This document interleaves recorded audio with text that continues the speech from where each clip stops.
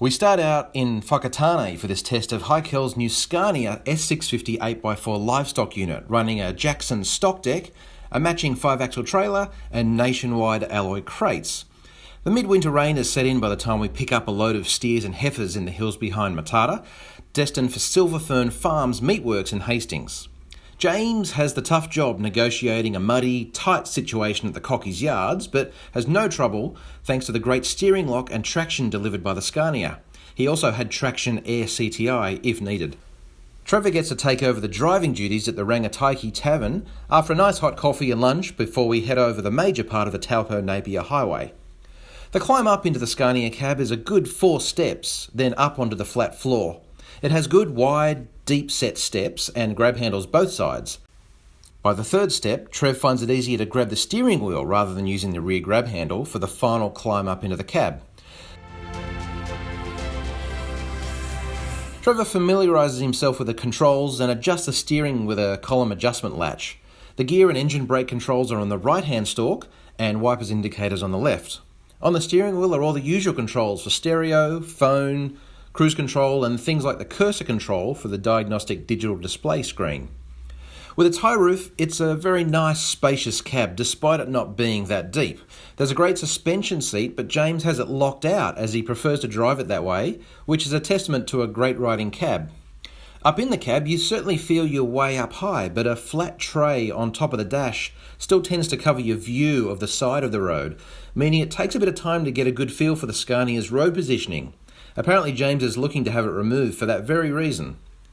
Pulling out from the Rangataiki Tavern and heading for Napier, there are some steady climbs and descents to the top of the Waipunga Falls Hill, but the big Scania is soon up into top gear.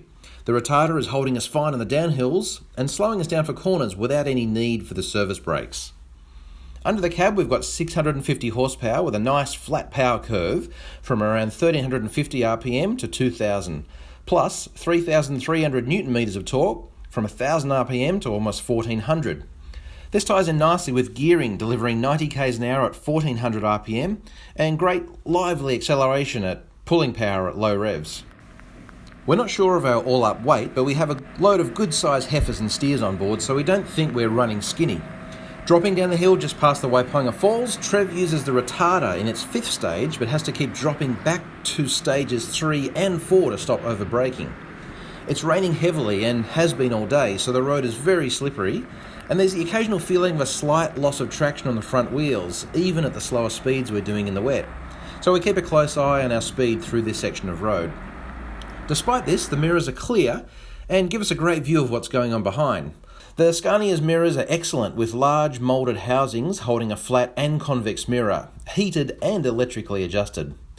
We always say the best test for any AMT on the Taupo-Napier is the Tarawera Hill, no matter which way you come at it.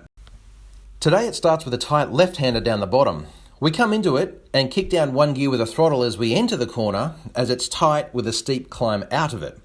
We go through nicely, staying in the economy rev band, and then it makes a nice upshift after we straighten and continue the climb to the top. It's not a long hill, but that corner certainly tests out engines and gearboxes. Noise levels in the cab are very low, making it easy to hold a conversation, and the ride, despite the road surface, which in places is very bumpy, is great, up there with the best of them.